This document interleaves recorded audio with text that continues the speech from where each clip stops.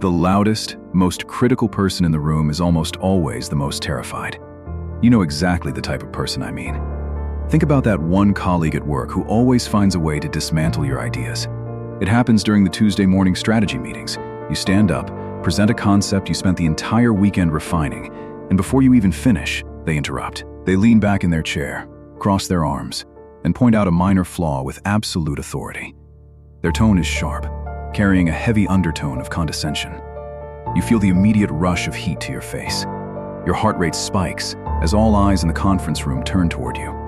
You stumble over your next words, suddenly doubting the foundation of your own work. Instead of defending your valid points, you quickly concede. An unnecessary apology slips out of your mouth. You shrink back into your seat, wanting to disappear.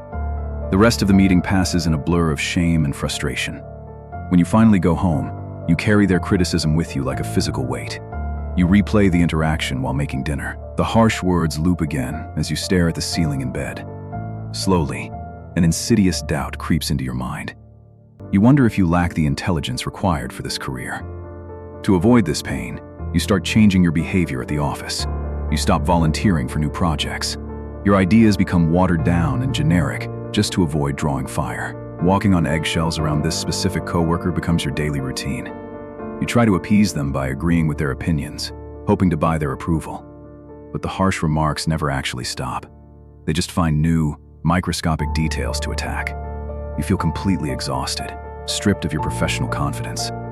The worst part is the persistent feeling of powerlessness. You believe their constant judgment is an accurate reflection of your worth.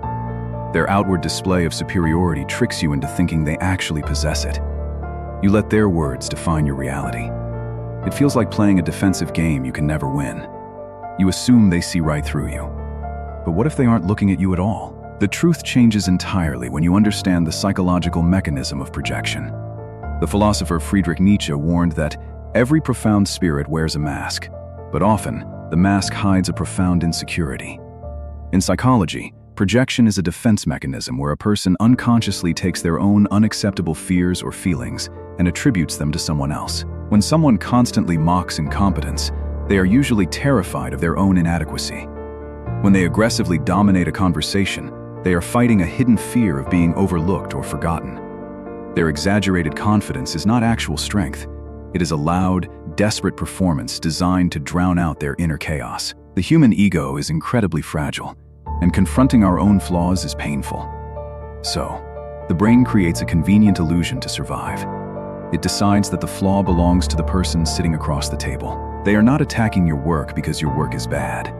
They are attacking your work because your competence triggers their hidden inferiority. Their harsh words are actually a confession of their own internal wounds. Once you see this mechanism, the illusion of their power shatters completely. You realize they are not a judge handing down a factual verdict on your life. They are an actor reciting lines from a script written by their own fears. Fast forward to the next Tuesday morning strategy meeting. You stand up and present a new concept to the team. Just like before, this colleague interrupts you mid-sentence. They lean back, cross their arms, and deliver a sharply worded critique meant to embarrass you. The room goes quiet, but this time, your heart rate remains steady. You don't feel the familiar rush of shame. Instead of looking at them as a terrifying authority figure, you look at them through the lens of psychological projection. You hear the desperate need for control hiding beneath their loud volume. You notice the slight tension in their jaw. You recognize the deep fear of irrelevance driving their need to put you down. Because you see their mask, you no longer absorb their words as truth. You take a slow, deep breath. You hold eye contact calmly, without a trace of defensiveness. No apologies leave your lips. The urge to shrink or agree completely vanishes.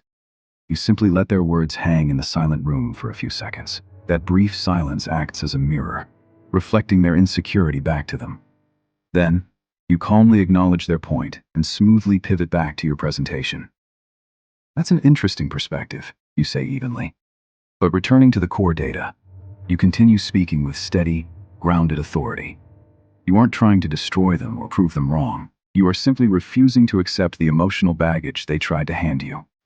They might scoff or shift uncomfortably in their chair. Their behavior hasn't magically transformed into kindness, but their reaction no longer matters to you. The victory is completely internal. You walk out of that meeting feeling light, intact, and deeply grounded in your own worth. You go home that evening and don't spend a single second replaying the interaction. Cooking dinner actually feels peaceful for once. You reclaim the mental energy that used to be drained by fear. Stepping out of their psychological shadow brings a profound sense of relief. You can start practicing this defensive awareness today with one simple shift. The next time someone delivers unprompted, exaggerated criticism, do not react immediately. Pause for 3 seconds. Mentally ask yourself a specific question. Ask, what is this person afraid of losing right now? Look past the specific words they are using. Search for the underlying emotion. Are they terrified of looking foolish? Are they desperate to feel important? Are they trying to regain a sense of control? Frame their behavior as a symptom of their pain, rather than a factual assessment of your character. This mental pause creates a vital buffer zone between their words and your self-esteem. It prevents your brain from automatically accepting their projection. You become an observer of their emotional storm, instead of a victim caught in it. This practice takes time and repetition to build into a reflex. But every time you do it, you reinforce your own emotional boundaries. You stop letting wounded people write the story of who you are. People will always wear masks to protect themselves from a world they fear. The loudest voices will often belong to those who are fighting the quietest, most desperate battles. But once you learn to read the fear underneath the armor, you stop fighting back. You simply stop playing their game entirely. Think back to that critical colleague leaning back in their conference room chair. How much lighter would your workday feel if you saw their criticism as their confession, rather than your failure?